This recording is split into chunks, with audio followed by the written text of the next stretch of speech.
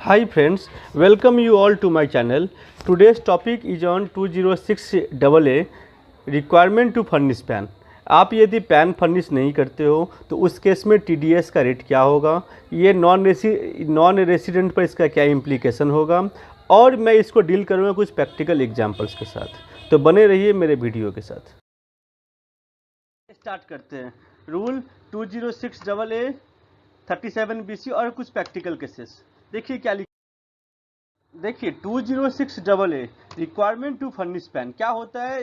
जिसको पैसा TDS काट के मिल रहा है वो हो गया डिडक्टी, और जो पैसा देते समय TDS काट रहा है वो आपका हो गया डिडक्टर।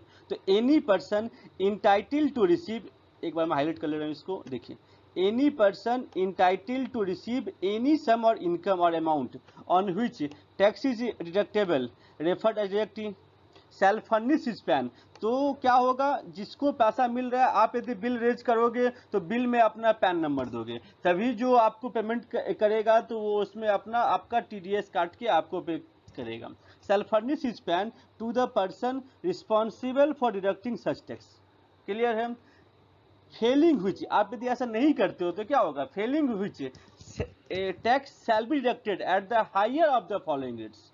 देखिए क्या होगा, यदि इसमें फेल करते हो तो क्या होगा, टैक्स काटा जाएगा higher of the following rates. ये क्या रेट दिया हुआ है, at the rate specified in the relevant provision of this act.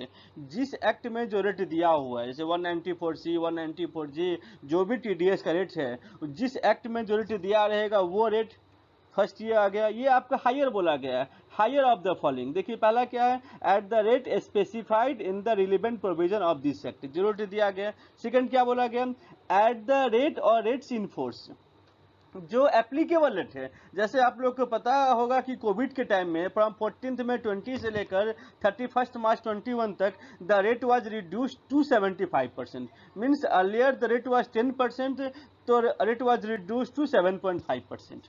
समझ में आया। तो ये आपका आ गया रेट इन फोर्स, जो उस समय एप्लीकेबल रेट इन फोर्स है उस फिनेंस एक्ट में, वो आपका आ गया।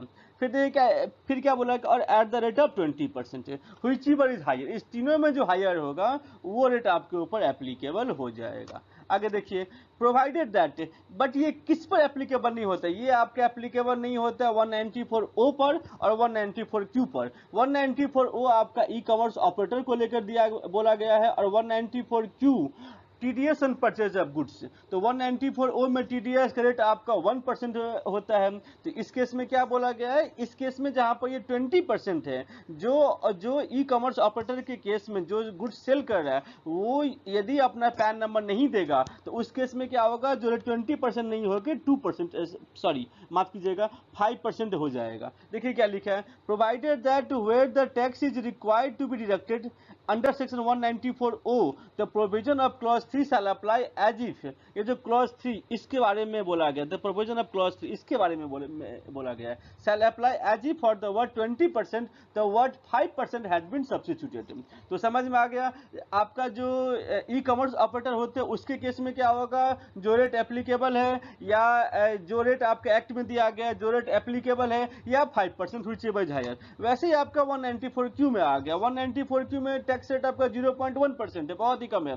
तो उसके से भी क्या होगा, 20% को काट के आपका कर दिया गया है 5%। देखिए क्या लिखा हुआ है, provided further that where the tax is required to be deducted under section 194Q the provision of clause 3 shall apply as if the words 20% the word 5% had been substituted। तो आई थिंक ये point आप लोग को समझ में आ गया होगा।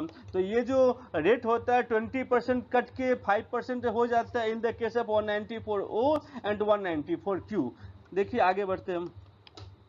Next आइए आगे देखते हैं कि पैन नहीं फर्निश करने पर क्या क्या होगा। एक आपका जो 197(1)A 197A 1A और 1C में जो हम लोग डिक्लेरेशन देते हैं, 1A और 1C 15G और 15H को लेकर डील करता है। तो जब आप डिक्लेरेशन दोगे तो आपको पैन नंबर देना कंपलसरी है। आपने यदि डिक्लेरेशन दिया और पैन नंबर नहीं दिया तो माना जाएगा कि वो डिक्लेरेशन इनवैलिड है। देखिए क्या लिखा है, no declaration under this section shall be valid unless the person furnishes his PAN in such declaration। Next क्या होता है, एक सर्टिफिकेट मिलता है 197 में for no reduction of tax और less lower the rate of TDS. जो सर्टिफिकेट आपको मिलता है वो सर्टिफिकेट आप अप्लाई करना पड़ता है एओ के पास में। आप एओ के पास में सर्टिफिकेट के लिए अप्लाई नहीं कर सकते हो आपका यदि पैन नंबर नहीं है या आपने पैन नंबर के थ्रू अप्लाई नहीं किया है। तो देखिए क्या लिखा है, no certificate under section 197 shall be granted unless the application made under that section contains the permanent account number of the applicant. आगे देखिए, the deductee shall furnish his PAN to the deductor and both shall indicate the same in all correspondence bills, voucher and other documents। जब कभी भी आप bill issue करते हो तो उसमें आपका पैन नंबर होना चाहिए। जब कहीं भी आपका बिल इशू करते हो तो उसमें आपका पैन नंबर होना चाहिए। या फिर जो आपको पैसा दे रहा है, रिसीट वाउचर इशू कर रहा है, तो उस केस में भी उस वाउचर पर भी जो पैसा दे रहा है उसका भी पैन होना चाहिए। तो नॉर्मली आप यदि बिल इशू करोगे तो पैन नंबर उस पर होना चाहिए। ये उसको लेकर डील करता है। आगे देखिए, where the PAN provided to the deductor is invalid. आपने जो पैन दिया वो गलत है या इनवैलिड है और does not belong to the deductee, उस केस में क्या होगा, it shall be deemed that the deductee has not furnished his PAN to the deductor and the provision of subsection 1 shall apply accordingly. तब ऐसा माना जाएगा कि पैन नंबर नहीं दिया गया है और जो 206AA के जो प्रोविजन है, जो टीडीएस क्रेडिट है, वो एप्लीकेबल हो जाएंगे। आगे देखिए, the provision of this section shall not apply. ये 206AA का जो रेट दिया वो एप्लीकेबल नहीं होगा। कि कब एप्लीकेबल नहीं होगा, to are non resident shall not apply to are non resident. कुछ कंडीशंस है। नॉन रेसिडेंट में कौन सा, कंपनी और फॉरेन कंपनी को छोड़ के, कंपनी और फॉरेन कंपनी को छोड़ के इन रिस्पेक्ट ऑफ ये प्रोविजन एप्लीकेबल नहीं होगा in case of non resident other than company and foreign company in respect of payment of interest on long term bonds as referred in 194 LC। जो long term bond होते हैं जो 194 LC में जिसका TDS काटा जाता है, उस केस में क्या होगा, उस केस में पैन कंपल्सरी नहीं होना चाहिए। वैसे नॉन रेसिडेंट पैन लेकर क्या करेगा इंडिया का। और क्या लिखा है, any other payment subject to such conditions as may be prescribed. और कुछ ऐसे कंडीशंस है वो यदि नॉन रेसिडेंट फुलफिल करते हैं तो उनके केस में 206AA का प्रोविजन एप्लीकेबल नहीं होगा। जैसे यहाँ पर लिख दिया such conditions as may be prescribed, this means the government is going to issue some rules on this. और इसके लिए रूल 37BC इशू किया गया। आगे के स्लाइड में मैं रूल 37BC को लेकर डील करूंगा। देखिए क्या लिखा है, rule 37BC relaxation from deduction of tax at higher rate under section 206AA। Rule 37BC में छूट दिया गया है जो हायर रेट से टीडीएस नहीं काटा जाएगा। देखिए क्या क्या छूट दिया गया।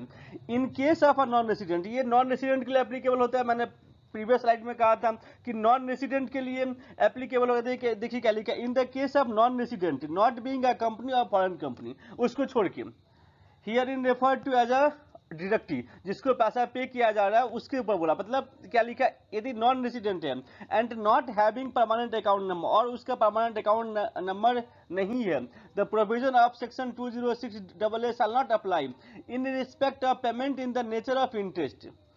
206AA एप्लीकेबल नहीं होगा किस किस पेमेंट पर, interest, royalty fees for technical services, dividend, इसको लेकर होगा। बट इससे कुछ कंडीशन है, क्या कंडीशन देखते हैं आगे।